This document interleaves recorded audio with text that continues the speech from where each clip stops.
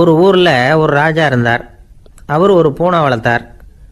ரொம்ப செல்லமாக அவர் அந்த பூனையை வளர்த்தார். அவர் என்ன பண்ணுவார் தெரியுமா? இரவு நேரத்தில் அந்த பூனையோட தலையில் ஒரு விளக்கை வச்சுருவார். அந்த பூனை ரொம்ப ஜாக்கிரதையாக அந்த விளக்கு கீழே விழுந்துடாமல் பார்த்துக்கும். தலையை ஆட்டாமல் ரொம்ப நிதானமாக ராஜா பின்னாடி நடந்து போய்கிட்டே இருக்கும். அந்த விளக்கு வெளிச்சத்தில் எல்லா வேலைகளையும் செஞ்சுருவார். கையில் ஒரு விளக்கை தனியாக எடுத்துகிட்டு போக வேண்டிய அவசியமே இல்லை. விளக்கை தூக்கிட்டு போகிற வேலையை அந்த பூனை பார்த்துக்கும். அதனால் ராஜாவுக்கு அந்த பூனை மேலே ரொம்ப பிரியம். மந்திரிகளையெல்லாம் கூப்பிட்டு அவங்கக்கிட்ட சொல்லுவார், பார்த்தீங்களா இந்த பூனை எவ்வளவு விசுவாசமாக நடக்குது, என் பேரில் எவ்வளவு மரியாதை பார்த்தீங்களா அதுக்கு அப்படிம்பார். இதை கேட்டுவிட்டு அங்கேருந்த அமைச்சர்களில் ஒருத்தர் சொன்னார், மன்னா நீங்கள் சொல்கிறது சரிதான், இருந்தாலும் இந்த பூனையோட விசுவாசத்தை நாம் கொஞ்சம் சோதித்து பார்க்க வேண்டியிருக்கு அப்படின்னாராம். சரி, உங்கள் ஆசையை ஏன் கெடுக்கணும், நல்லா சோதித்து பாருங்கள் அப்படின்னு சொல்லிவிட்டார் ராஜா. உடனே அந்த அமைச்சர் என்ன பண்ணார் தெரியுமா? எங்கேயோ புறப்பட்டு போனார். ஒரு 5-6 எலிகளை பிடிச்சிட்டு வந்தார்.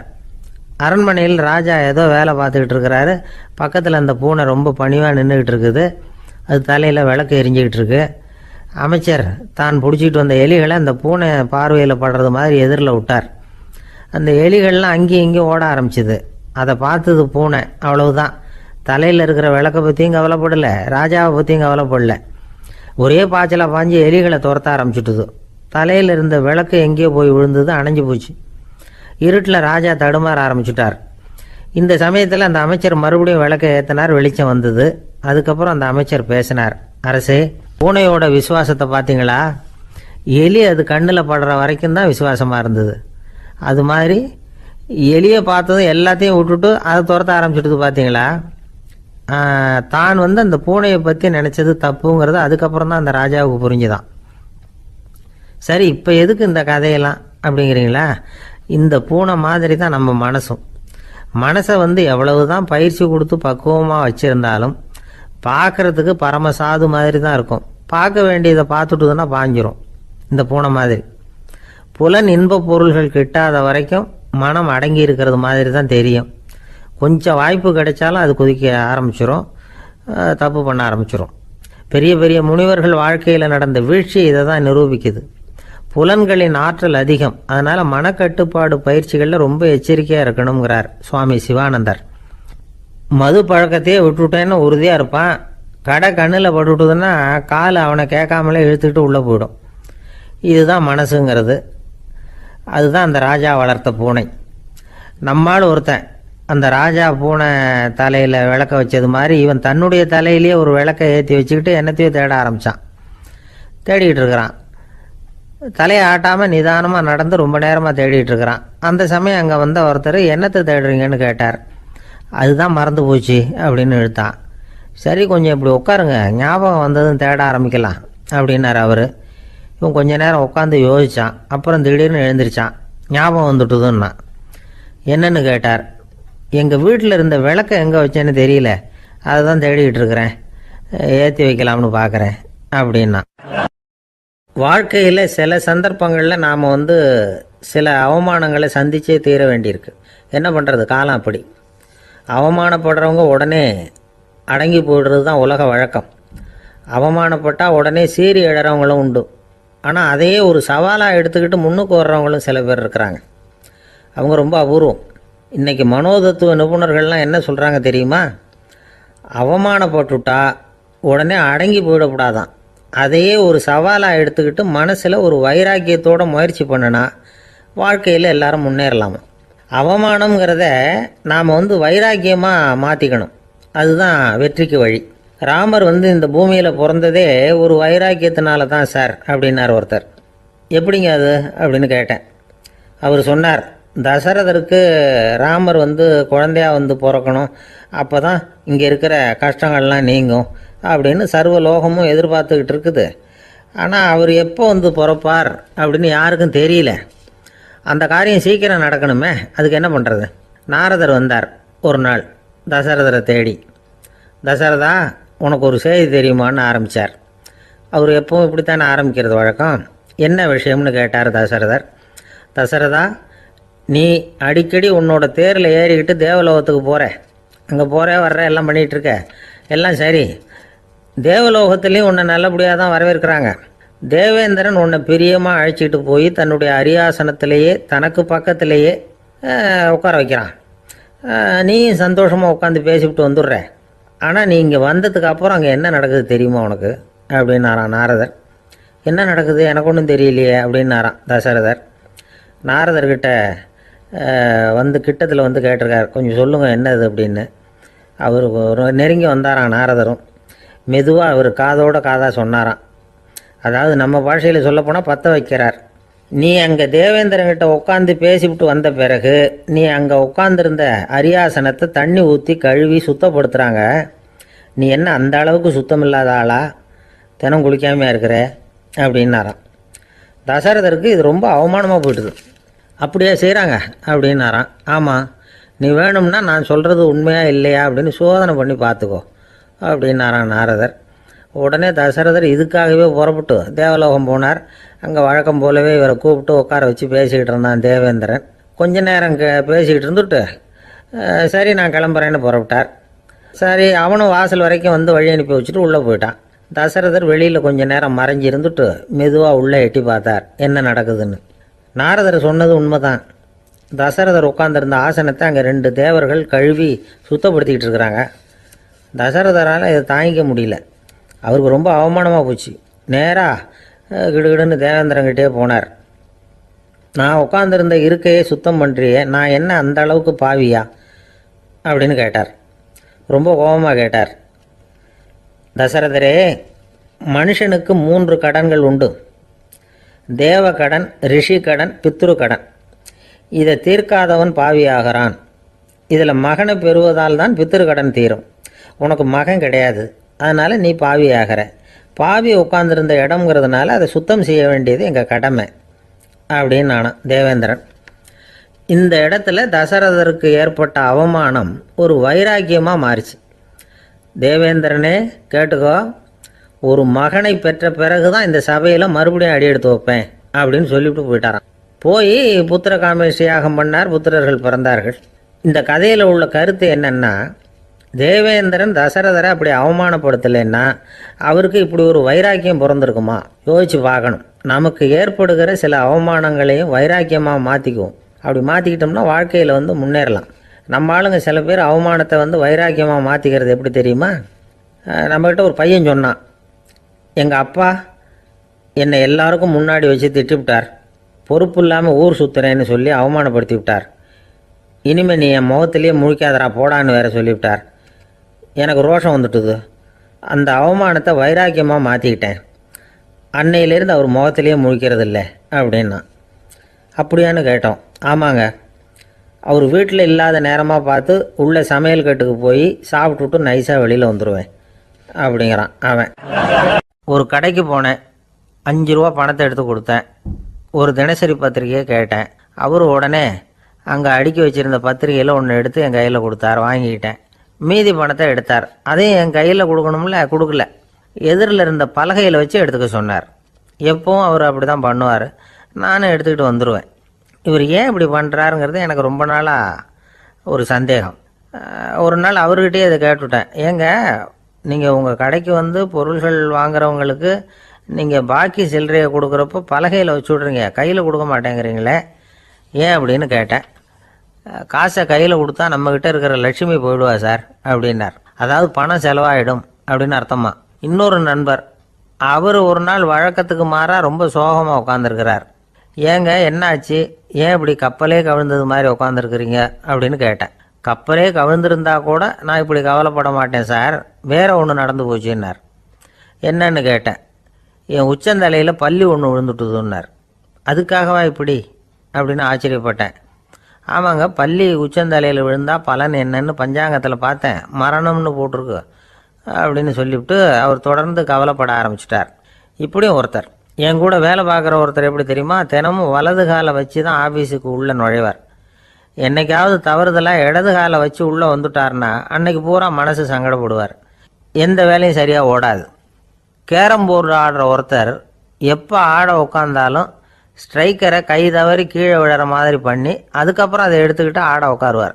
ஏன்னா எப்போவும் ஒரு தடவை நிஜமாகவே அது வந்து கை தவறி கீழே விழுந்திருக்குது. அன்னைக்கு பிரமாதமாக ஜெயிச்சுட்டார். உடனே ஒரு முடிவுக்கு வந்துட்டார், கை தவறுனா லாபம் அப்படின்னு. அதுக்கப்புறம் அதையே பழக்கமாக்கிக்கிட்டார். பூனை குறுக்க போனால் சகுனம் சரியில்லைன்னு நினைக்கிறவங்க உண்டு. ஆனால் ஒருத்தர் எப்படி தெரியுமா, அவர் வெளியில் கிளம்புற சமயம் பக்கத்து வீட்டு ரேடியோவில் மியாவ் மியாவ் பூனைக்குட்டின்னு பாட்டு சத்தம் கேட்டால் கூட போதும், சகுனம் சரியில்லைன்னு பிரயாணத்தை கேன்சல் பண்ணிவிடுவார். இப்போ இவ்வளவும் எதுக்கு சொல்கிறோம்னா, அளவுக்கு மீறின சகுன நம்பிக்கைகள் இருக்குது பாருங்கள், இதோட பயமும் சேர்ந்துக்கிட்டதுன்னு வச்சுக்கோங்க, இது ஒருத்தருடைய மனநிலையை பாதிச்சிடும். இது உளவியல் நிபுணர்கள் சொல்கிற கருத்து. வாழ்க்கையே தடுமாற வச்சிரும். பாதுகாப்பு இல்லாத உணர்வு, ஒரு விதமான டிப்ரெஷன் மனநிலை, இதெல்லாம் தான் இதுக்கு காரணமாக அமையலாம். சில பேர் காய்கறி நறுக்க கத்தியை கையில் எடுத்தால் கூட நேரம் சரியாக இருக்கா அப்படின்னு பார்த்துட்டு தான் வேலையை ஆரம்பிக்கிறது வழக்கம். அறிவு தான் மனசுக்கு வாத்தியாராக இருக்கணும், அப்போ தான் வாழ்க்கை நிம்மதியாக இருக்கும். அறிவு மனசு சொல்கிறபடியெல்லாம் கேட்க ஆரம்பிச்சுட்டுதுன்னா இடைஞ்சல் தான். ஒருத்தருக்கு 7ஆம் நம்பர் தான் ராசியான நம்பரான், 7ஆம் தேதி தான் எந்த காரியத்தையும் ஆரம்பிப்பாராம். 7 எழுத்து வர்றது மாதிரி பேரை மாற்றி வச்சுக்கிட்டார். 7 மணிக்கு தான் தினமும் எழுந்திருப்பார். 7ஆம் நம்பர் வீட்டில் தான் குடியிருக்கார். கல்யாணம் கூட 7ஆம் தேதி தான் பண்ணிக்கிட்டார். அவர் ஒரு நாள் குதிரை பந்தயத்துக்கு போனாராம். குதிரையோட பேரையெல்லாம் பார்த்தார். ஒரு குதிரையோட பேர் 7 எழுத்தில் அமைஞ்சிருந்தது. 7 தானே இவருக்கு அதிர்ஷ்ட நம்பர். அதனால் உடனே அது பேரில் பணத்தை கட்டினார். பந்தயம் நடந்தது. என்ன சார் ஆச்சுன்னு கேட்டாங்க. நான் பணம் கட்டின அந்த என்னோட குதிரை 7ஆவதாக சேர்ந்தது சார் அப்படின்னாராம் சோகமாக. ஒரு பெரியவர் உட்கார்ந்துருக்கிறார். அவரை சுற்றி அவருடைய தோழர்கள் உட்காந்துருக்கிறாங்க. ஏதோ ஒரு முக்கியமான செய்தியை அவர் அவங்களுக்கு சொல்லிகிட்டு இருக்கிறார். அவங்களும் ஆர்வமாக கேட்டுக்கிட்டு இருக்கிறாங்க. இந்த சமயத்தில் யாரோ ஒரு ஆள் வேகமாக அங்கே வர்றார். வர்ற வேகத்திலேயே எனக்கு ஏதாவது உதவி செய்யுங்க அப்படின்னு கேட்டுக்கிட்டே வர்றார். கேட்கறது உதவி, ஆனால் குரல் மிரட்டுறது மாதிரி இருக்குது, அதட்டி கேட்கறது மாதிரி இருக்குது. இதை கேட்டதும் அந்த பெரியவர் ஆத்திரப்படலை, ஆனால் அவரை சுற்றி இருந்தவங்க ஆத்திரப்பட்டாங்க. இதை பெரியவர் கவனித்தார். கொஞ்சம் அமைதியாக இருங்கன்னார். வந்தவரை கூப்பிட்டார். அவருக்கு சில பொருள்களை கொடுத்தார். என்னங்க இப்போ உங்களுக்கு மகிழ்ச்சி தானே அப்படின்னார். ஆ அப்படின்னு அலட்சியமாக அவர் சொல்கிறார். நான் உங்களை நல்ல முறையில் நடத்தினேன்னா அப்படின்னு கேட்குறாரு அவர் மறுபடியும். அதெல்லாம் ஒன்றும் இல்லை அப்படின்னு சொல்லி அவர் சொல்லிகிட்டு இருக்கிறாரு. குரலில் கடுமை குறையில. சுற்றி இருந்தவங்களால இதை பொறுத்துக்க முடியல. கோபத்தோடு அவரை நோக்கி நெருங்க ஆரம்பித்தாங்க. பெரியவர் அவங்களையெல்லாம் தடுத்து நிறுத்தினார். வந்தவரை வாங்க என்னோட அப்படின்னு சொல்லி அழைச்சிட்டு போனார். வீட்டுக்கு போனார். அங்கே போனதும் இன்னும் சில பொருள்களை எடுத்து அவர்கிட்ட கொடுத்தார். இப்போ திருப்தி தானே, நான் உங்ககிட்ட நல்ல முறையில் நடந்துக்கிட்டேனா அப்படின்னார். அவர் முகம் இப்போ தான் கொஞ்சம் மலர்ந்தது. ரொம்ப நன்றி, இறைவன் உங்கள் குடும்பத்துக்கு எல்லா நன்மைகளையும் செய்வான் அப்படின்னு சொன்னார். இதே வார்த்தைகளை என்னுடைய தோழர்கள்கிட்டே சொல்லிட்டீங்கன்னா அவங்க கோபம் தணிஞ்சிரும், வர முடியுமான்னார். கண்டிப்பாக வர்றேன் அப்படின்னாரு. மறுநாள் காலையில் அந்த இடத்துக்கு வந்தார். அதே மாதிரி சொல்லிவிட்டு அவர் போயிட்டார். தோழர்கள்லாம் ரொம்ப வியப்போடு பெரியவரை பார்த்தாங்க. அந்த பெரியவர் தான் நபிகள் நாயகம். அவர் சொன்னார், ஒருத்தன் ரொம்ப ஆசையாக ஒரு ஒட்டகத்தை வளர்த்துக்கிட்டு வந்தான். ஒரு நாள் அந்த ஒட்டகம் கயத்தை அறுத்துக்கிட்டு ஓடி போயிட்டுது. அக்கம் பக்கத்தில் இருக்கிறவங்கெல்லாம் அந்த ஒட்டகத்தை பிடிக்கிறதுக்கு முயற்சி பண்ணாங்க. அதை துரத்திக்கிட்டு ஓடினாங்க. ஒட்டகம் தாறுமாறாக ஓட ஆரம்பிச்சுது. இந்த சமயத்தில் ஒட்டகத்தை வளர்த்தவன் அங்கே ஓடி வந்தான்.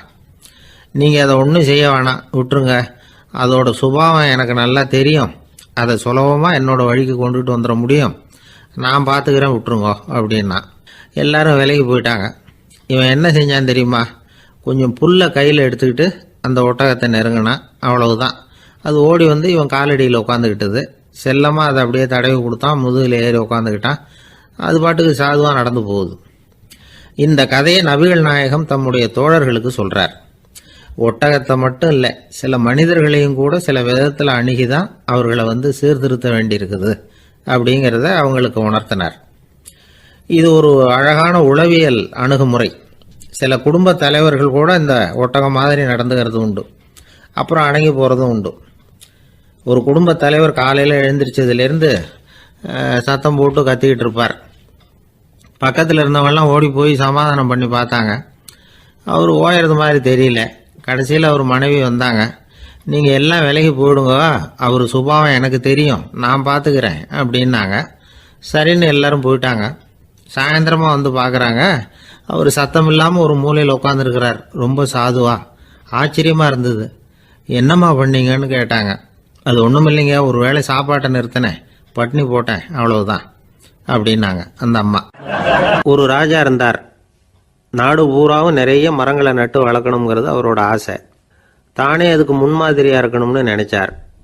அரண்மனையை சுற்றி மரங்களை நட்டு வளர்த்தார். இதை பார்த்துட்டு ஜனங்களும் அவங்கவுங்க வீட்டை சுற்றி மரக்கன்றுகளை நட்டு வளர்த்தாங்க. கொஞ்ச காலத்தில் ஊர் பூரா பசுமையாக மாறிச்சு. எல்லாருக்கும் சந்தோஷமாக இருந்தது. இது ஒரு பக்கம் இருக்கட்டும். இப்போ நான் சொல்ல போகிற கதை வேற. அதாவது அந்த ராஜா ஒரு நாள் தன்னுடைய அரண்மனையை சுற்றி இருக்கிற விதவிதமான மரங்களை எல்லாம் போய் பார்த்தார். எப்படி இருக்கிறீங்க அப்படின்னு ஒவ்வொரு மரத்துக்கிட்டையும் விசாரிச்சாராம். எந்த மரமும் சந்தோஷமாக இருக்கிறதா தெரியல. அது அதுக்கும் மனசில் ஒரு குறை. முதல்ல ஆலமரத்துக்கிட்ட போனார். அது சொல்லிச்சு, மண்ணா, நான் நல்லா பெருசாக வளர்ந்துருக்கிறேன், அடர்த்தியாக இருக்கிறேன், கிளையெல்லாம் 4 பக்கமும் நல்லா படர்ந்து தான் இருக்குது, இருந்தாலும் எந்த பிரயோஜனமும் இருக்கிறதா தெரியல எனக்கு. என்னுடைய பழம்லாம் ரொம்ப சின்னதாக இருக்குது, என் கண்ணுக்கு சரியாக புறப்பட மாட்டேங்குது. நான் இருக்கிற சைஸுக்கு என்னுடைய கிளையில் இருக்கிற பழம்லாம் எவ்வளோ பெருசாக இருக்கணும், அது இத்தினூண்டு இருக்கிறது எனக்கு பெரிய அவமானமாக இருக்குது. இப்படி இங்கே நின்றுக்கிட்டு இருக்கிறதே ரொம்ப கூச்சமாக இருக்குது. ஒரு நல்ல புயல் வந்ததுன்னா பேசாமல் சாஞ்சு விடலாமான்னு பார்க்குறேன் அப்படின்னு புலம்புது ஆலமரம். சரி இருக்கட்டும்னு நினச்சிக்கிட்டு ராஜா அடுத்தபடியாக ஒரு அத்தி மரத்துக்கிட்ட போனார். அதுவும் புலம்ப ஆரம்பிச்சுட்டுது. நான் கூட பெரிய மரம் தான், இல்லை இலையெல்லாம் அழகாக தான் இருக்குது, பழம் அழகாக இருக்குது, இருந்தாலும் உள்ள விஷயம் இல்லையே, அத்தி பழத்தை புட்டு பார்த்தா அத்தனையும் சொத்தை அப்படின்னு பழமொழியே உண்டாயிட்டுதே, இப்படி ஒரு கெட்ட பேரோடு நான் இருக்கணுமா அப்படின்னு புலம்புது அது. சரி இது இருக்கட்டும் அப்படின்னு சொல்லி அடுத்தபடியாக வேப்ப மரத்துக்கிட்ட போனார். அது தன்னுடைய வேதனையை வெளியிட்டது.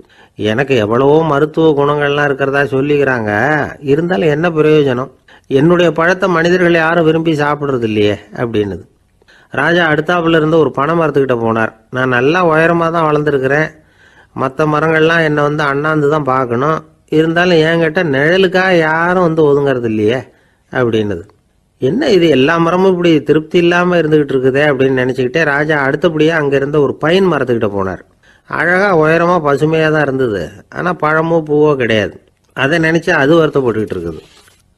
ஓக் மரம் அது ஒன்று நின்றுட்டு இருந்தது. அது என்ன சொல்லிச்சுன்னா, இலையுதிர் காலத்தில் என் மேலே இருக்கிற எல்லா இலைகளும் உதிர்ந்து போடுது, முடி கொட்டின மனிதர்கள் மாதிரி மொட்டையாக நான் நிற்க வேண்டி இருக்குது, என்ன வாழ்க்கை இது அப்படின்னு சொல்லி அழுத்துக்கிட்டது.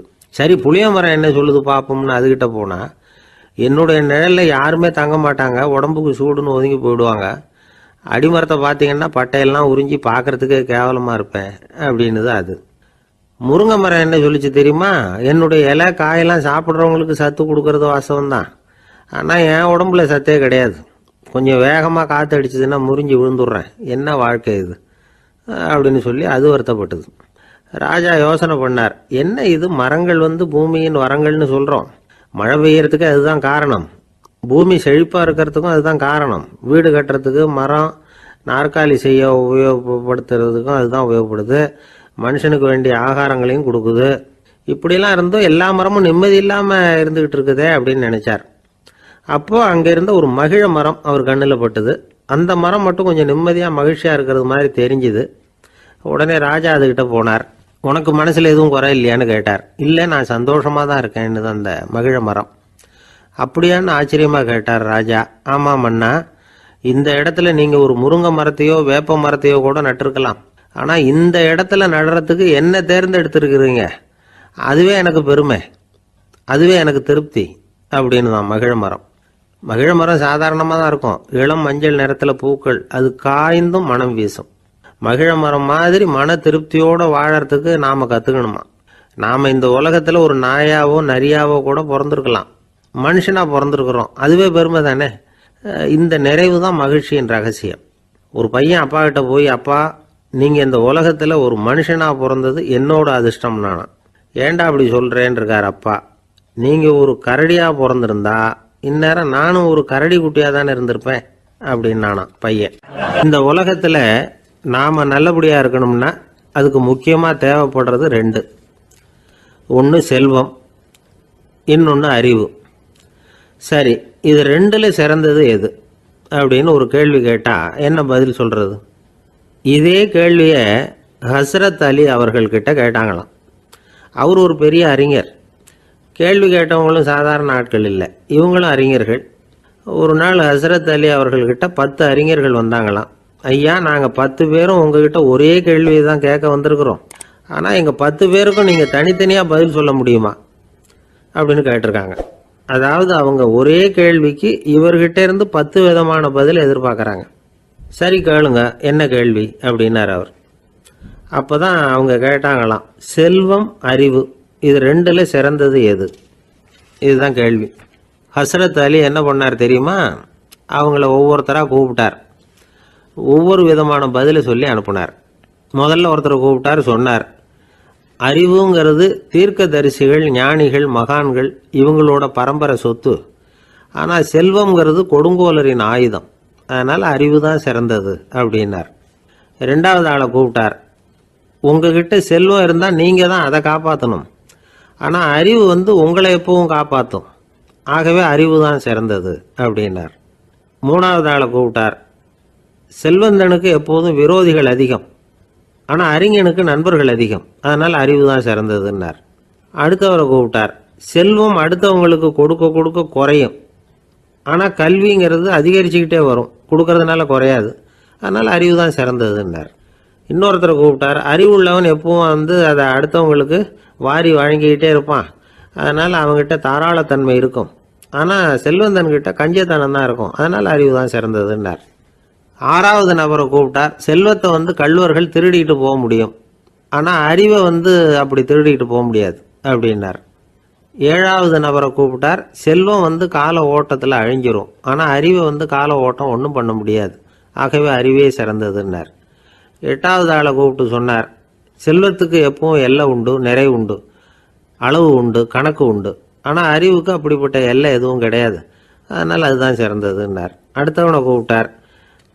செல்வம் உள்ளத்தில் உள்ள ஒளியை போக்கிவிடும், இருட்டை உண்டாக்கிவிடும், விரிந்த மனப்பான்மையை குறுகலாக்கிவிடும். ஆனால் அறிவு அப்படி இல்லை, இருண்ட உள்ளத்தில் ஒளியை பாய்ச்சி அதை விசாலப்படுத்துது.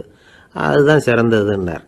கடைசியாக 10வது நபரை கூப்பிட்டார். செல்வம் மனசில் செருக்கை உண்டாக்குது, ஆணவத்தை ஏற்படுத்துது. அதனால் நானே கடவுள்னு நினைக்கிற அளவுக்கு மனுஷனை தாழ்த்தி விடுது. ஆனால் அறிவு பணிவையும் பண்பாட்டையும் வளர்க்குது. அதனால் அறிவு தான் சிறந்ததுன்னார். ஆக இப்படி 10 பேருக்கும் 10 விதமாக பதில் சொன்னது மூலமாக ஹஸ்ரத் அலி அவர்கள் அறிவு தான் செல்வத்தை விட சிறந்தது அப்படிங்கிறதுக்கு 10 காரணங்களை சுட்டி காட்டியிருக்கார். அந்த அறிஞர் 10 பேர் கேட்ட ஒரே கேள்விக்கு 10 பதில் சொன்னார். நமக்கு வேண்டிய ஒருத்தர் 10 பேர் கேட்ட கேள்விக்கு ஒரே பதில் சொல்லி சமாளித்தார். கேள்வி என்ன தெரியுமா? என்கிட்ட வாங்கின கடனை எப்போயா திருப்பி கொடுக்க போகிற? இதுதான் அந்த 10 பேரும் கேட்ட ஒரே கேள்வி. இந்த மாதம் 26ஆம் தேதி தந்துடுறேன் அப்படிங்கிற ஒரே பதில் சொல்லி அவ்வளவு பேரையும் இவர் அனுப்பி வச்சுட்டாராம். எல்லாரும் போனதுக்கப்புறம் இவரை தனியாக கூப்பிட்டு கேட்டிருக்கிறாங்க. அது என்ன சார் கணக்கு, 26ஆம் தேதி அன்னைக்கு என்ன அதிசயம் நடக்க போகுது அப்படின்னு கேட்டிருக்காங்க. அதிசயம் அன்னைக்கு இல்லை, அதுக்கு முத நாளே நடக்க போகுதுன்னாராம். விவரமாக சொல்லுங்கன்னு இருக்காங்க. வேற ஒன்றும் இல்லைங்க, 26ஆம் தேதி தானே எல்லாரையும் வர சொல்லியிருக்கிறேன், அதுக்கு முத நாளே நான் புறப்பட்டு தலைமறைவாயிட போகிறேன் அப்படின்னாராம் ரொம்ப பெருமையாக. ஒரு விவசாயி விதைக்கிறதுக்காக வயல்வெளி பக்கம் போகிறார். விதைகளை அள்ளி வீசினார். அப்போ என்ன ஆச்சுன்னா, சில விதைகள் பாதை ஓரத்தில் விழுந்தது, சில விதைகள் முள் செடிகள் மண்டி இருந்த புதருக்கு இடையில் விழுந்தது, சில விதைகள் நல்ல நிலத்தில் விழுந்தது. பாதை ஓரத்தில் விழுந்த விதை என்ன ஆச்சுன்னா, அதெல்லாம் பறவைகள் கண்ணில் போட்டுவிட்டுது. உடனே உட்காந்து கொத்தி தின்னுட்டு போட்டுது. அதிகமாக மண் இல்லாத பாறை பகுதியில் விழுந்த விதையெல்லாம் லேசாக வேர் விட்டு முளைக்க ஆரம்பிச்சிது. அதுக்கப்புறம் வேர் கீழேயும் ஆழமாக போக முடியல, மேலேயும் சூரிய வெப்பம் அதிகம் தாங்க முடியல, எல்லாம் காஞ்சி கருகி போட்டுது. புதர் பகுதியில் சில விதைகள் விழுந்தது இல்லையா, முள் செடிகள் காடாக மண்டி போயிருந்தது. அதனால் முளைச்சி வர்ற செடிக்கு நெருக்கடி அதிகமாக போட்டுது, சரியாக வளர முடியல, விளைச்சலும் சரியாக இல்லை. நல்ல நிலத்தில் விழுந்த விதைகள் மட்டும் நல்லா முளைச்சிது, நல்லா வளர்ந்தது, விளைச்சலும் பிரமாதமாக இருந்தது. இந்த கதையை சொல்லிவிட்டு கேட்க செவியுள்ளோர் கேட்கட்டும் அப்படிங்கிறார் இயேசு பெருமான். ஆமாம், இயேசு கடலில் நின்ற படகு ஒன்றில் உட்காந்துருக்கிறார். கடற்கரையில் ஏராளமான மக்கள் உட்காந்துருக்கிறாங்க. அந்த சமயத்தில் தான் இயேசு ஓமைகள் மூலமாக மக்களுக்கு பல உண்மைகளை சொல்லிகிட்டு இருக்கிறார். மக்கள் அந்த கதையை கேட்டுட்டு ஒன்றும் புரியாமல் முழிக்கிறாங்க. அதை கவனித்த இயேசு அந்த ஓமையை விளக்க ஆரம்பித்தார். இதில் அந்த விதைக்கிறவர் தான் இறைவன். அவருடைய வார்த்தைகளை விதைக்கிறார். அந்த வார்த்தைகளை கேட்கிற மக்கள் அந்த விழுந்த விதைகள் மாதிரி 4 வகையானவர்கள். சில பேர் பாதை ஓரத்தில் விழுந்த விதைகள் மாதிரி இறைவன் வார்த்தைகளை அவங்க கேட்குறாங்க. ஆனால் தீய எண்ணங்கள் செய்கைகள் மூலமாக விதைக்கப்பட்ட வார்த்தைகள் அழிஞ்சு போடுது. இறைவன் வார்த்தைகளை கேட்ட உடனே மகிழ்ந்து போய் உடனே சில பேர் அதை ஏற்றுக்கிறாங்க. இவங்கெல்லாம் அந்த பாறை பகுதியில் விழுந்த விதைகள் மாதிரி. அதனால் இவங்கெல்லாம் வேறு இல்லாதவங்க. கொஞ்ச காலத்துக்கு இறை வார்த்தைகளுக்கு கீழ்ப்படிந்து நடப்பாங்க. அதனால் ஏதாவது இடைஞ்சல் ஏற்பட்டால் உடனே தடுமாறுவாங்க. தங்கள்கிட்ட இருக்கிற நல்ல பண்புகளை விட்டுட்டு பாவ வழிகளுக்கு போயிடுவாங்க. முள் செடிகளுக்கு இடையில் விழுந்த விதைகள் மாதிரி உள்ளவங்க யாருன்னா, இவங்களுக்கு உலக கவலை உண்டு, செல்வத்தின் மீது மயக்கம் உடையவர்கள். உலக ஆசைகள் இவங்களுக்குள்ளே பூந்துடுறதுனால அங்கே இருக்கிற நல்ல பண்புகள் மறைஞ்சு போயிடுது. அதனால் அவங்களும் உபயோகம் இல்லாதவங்களாக ஆயிடுறாங்க. நல்ல மனிதர்கள் நல்ல நிலத்தில் விழுந்த விதைகளுக்கு ஒப்பானவர்கள். இவங்க இறை வார்த்தையை கேட்குறாங்க, அதை ஏற்றுக்கிறாங்க, அவங்களும் நல்லபடியாக வாழுறாங்க, அடுத்தவங்களுக்கும் உபயோகமாக இருப்பாங்க. இதுதான் இயேசு சொன்ன விளக்கம். நல்ல வார்த்தைகளை கேளுங்கள், நல்ல வார்த்தைகளை ஏற்றுக்கொள்ளுங்கள், அடுத்தவங்களுக்கு உபயோகமாக இருங்க. இதுதான் பெரியவங்கள்லாம் நமக்கு சொல்லுகிற உபதேசம். ஒரு அப்பா தன்னுடைய மகனுக்கு உபதேசம் பண்ணார். இதை பாருப்பா, நல்ல வார்த்தைகளை கேட்கணும், எப்போதுமே மகன் அப்பா பேச்சை கேட்கறது நல்லது அப்படின்னாராம். நீ ஏதாவது ஒரு தப்பு பண்ணால் என் தலையில் ஒரு முடி நரைச்சி வெள்ளையாக போடும்பா, நீ செய்கிற ஒவ்வொரு தப்புக்கும் என் தலையில் ஒவ்வொரு முடி வெள்ளையாயிடும் அப்படின்னாராம். பையன் யோசித்தான், அப்பா இப்போ தான் எனக்கு புரியுது, தாத்தாவோட தலைமுடி பூராவும் வெள்ளையாக இருக்கிறதுக்கு என்ன காரணம்ங்கிறது எனக்கு இப்போ தான் புரியுது அப்படின்னானா. ஜவஹர்லால் நேரு பிரதமராக இருந்த சமயம் அவர் ஒரு தடவை சென்னைக்கு வந்திருக்கிறார். இங்கே சில முக்கிய நிகழ்ச்சிகளில் கலந்துக்கிறதுக்காக வந்திருந்தார். ஆளுநர் மாளிகையில் ஒரு நாள் ராத்திரி தங்கி மறுநாள் புதுடெல்லி புறப்படுறதாக ஏற்பாடு. நிகழ்ச்சியிலெல்லாம் முடிச்சுக்கிட்டு ஆளுநர் மாளிகையில் தங்கி இருக்கிறார். அன்றைக்கு இரவு படிக்கிறதுக்கு ஒரு முக்கியமான புத்தகம் அவருக்கு தேவைப்பட்டது. அந்த சமயத்தில் உலக அளவில் ஒரு முக்கியமான பொருளாதாரம் சம்பந்தமான ஒரு புத்தகம் வெளியாகி இருக்கிற விஷயம் அவருக்கு தெரியும். அந்த புத்தகம் மெட்ராஸுக்கு வந்திருக்குமா, அது இங்கே கிடைக்குமா அப்படின்னு விசாரிச்சிருக்கிறார் நேருஜி. அவர் இப்படி கேட்ட உடனே அங்கே இருந்தவங்கெல்லாம் ரொம்ப பரபரப்பாக செயல்பட ஆரம்பிச்சுட்டாங்க. முக்கியமான இடங்கள்ல எல்லாம் விசாரிச்சிருக்கிறாங்க, அந்த புத்தகம் உங்ககிட்ட இருக்கான்னு. சென்னையில் உள்ள கன்னிமாரா நூல் நிலையத்துக்கு எப்படியும் அந்த புத்தகம் வந்திருக்கணும் அப்படின்னு ஒரு நம்பிக்கை. அங்கே விசாரித்தாங்க. அந்த புத்தகம் 2 நாளைக்கு முன்னாடி தான் அங்கே வந்திருக்குது அப்படிங்கிற விஷயம் தெரிஞ்சுது. உடனே எல்லாரும் அங்கே ஓடினாங்க. அவங்களுக்கு இன்னொரு சந்தேகம், புத்தகம் வந்திருக்கு சரி, அது இந்த சமயத்தில் வேறு யாரும் படிக்கிறதுக்கு எடுத்துகிட்டு போயிருக்கக்கூடாதே அப்படிங்கிற சந்தேகம் இருந்தாலும் மனசுக்குள்ள ஒரு தைரியம். இப்படி ஒரு புத்தகம் வெளிவந்திருக்கிற விஷயமே நேருஜி சொல்லி தான் நமக்கே தெரியும். அதுவும் இல்லாமல் உலக பொருளாதாரம் சம்பந்தமான ஏதோ ஒரு புத்தகம் அது. அதை போய் இந்த நேரத்தில் அவ்வளவு ஆர்வமாக யார் எடுத்துகிட்டு போயிட போகிறாங்க அப்படிங்கிற தைரியம். இந்த தைரியத்தோடு அந்த நூல் நிலையத்துக்கு ஓடினாங்க. புத்தகத்தை தேடினா அது கிடைக்கல, யாரோ எடுத்துகிட்டு போயிருக்கிறாங்க. நேருவுக்கு மட்டுமே தெரிஞ்சிருந்த அந்த புத்தகம் பற்றின விஷயம் சென்னையில் வேற ஒருத்தருக்கும் தெரிஞ்சிருக்குது. உடனே எல்லாரும் பரபரப்பாக அதுக்குன்னு இருக்கிற ரிஜிஸ்டர் இருக்குல்ல, பதிவேடு, அதை புரட்டி பார்க்குறாங்க, யார் எடுத்துகிட்டு போகிறாங்கன்னு தெரிஞ்சுக்கிறதுக்காக. எடுத்துகிட்டு போனவங்க அதில் கையெழுத்து போட்டிருப்பாங்கல்ல, அதை பார்த்து யாருன்னு தெரிஞ்சுக்கலாம் அப்படிங்கிறதுக்காக தான் அதை புரட்டுறாங்க. அதோ அந்த புத்தகத்தோட பேர் பக்கத்தில் அதை எடுத்துக்கிட்டு போனவங்க கையெழுத்து உத்து பார்க்குறாங்க எல்லாரும். அதில் போட்டிருக்குது பேர் CN அண்ணாதுரை அப்படின்னு எழுதியிருந்தது. அவர் தான் பேரறிஞர் அண்ணா. நேரு படிக்க விரும்பின ஒரு புத்தகத்தை அதே நேரம் படிக்க விரும்பின இன்னொரு தலைவர் இவர். படிக்கிறதுல அவருக்கு இருந்த ஆர்வத்தை நாம் தெரிஞ்சுக்கணும்னா அதுக்கு எவ்வளவோ சம்பவங்கள் இருக்குது. கடைசி காலத்தில் அவர் அடையாறு மருத்துவமனையில் படுத்திருக்கிறார். அவருக்கு ஒரு முக்கியமான அறுவை சிகிச்சை செய்ய வேண்டியிருக்குது அவசரமாக. அமெரிக்காவிலேருந்து டாக்டர் மில்லர் வந்திருக்கிறார். அவர்கிட்ட கேட்குறார், டாக்டர் நாளைக்கே அறுவை சிகிச்சை செய்ய போகிறீங்களா அப்படின்னு. ஆமாங்கிறார் டாக்டர் மில்லர். நாளைக்கு மறுநாள் செஞ்சுக்கிறேனே அப்படின்னாரான் அண்ணா. ஏன் ஏதாவது நாள் பார்க்குறீங்களான்னு கேட்டிருக்கார். இல்லை, ஒரு புத்தகத்தை படிச்சுக்கிட்டு இருக்கிறேன், அதை நாளைக்குள்ளே முடிச்சிருவேன், அதுக்கப்புறம் நான் இறந்தாலும் கவலை இல்லை அப்படின்னாரான் இவர். அவர் தான் அறிஞர் அண்ணா. சங்ககால நூல்கள்லேருந்து சமீபத்தில் வந்த நூல்கள் வரைக்கும் எல்லாம் அவர் படிச்சிருக்கிறார். ஒரு திருமண விழாவில் அவர் பேசும்பொழுது சொன்ன விஷயம் இது. சங்க காலத்தில் காதலியை மணக்க விரும்புகிறவனுக்கு அவனுடைய தந்தை வீர சோதனைகள்லாம் வைப்பார். போய் புலிப்பல் கொண்டுக்கிட்டு வா, அப்போ தான் என் பொண்ணை கொடுப்பேன் அப்படின்னு சொல்லுவார். காதலன் உடனே காட்டுக்கு போவான். ஒரு புலியை கொன்று அதனுடைய பல்லை கொண்டுக்கிட்டு வருவான். அதை வீர பதக்கத்தில் பதிச்சு அவனுக்கு மாமனார் சூட்டுவார் கல்யாண சமயத்தில். இப்போலாம் காதலன் கிட்ட அப்படி சொல்ல முடியாது. இப்போலாம் காதலன் கிட்ட காட்டுக்கு போய் புலிப்பல் கொண்டுக்கிட்டு வான்னு யாராவது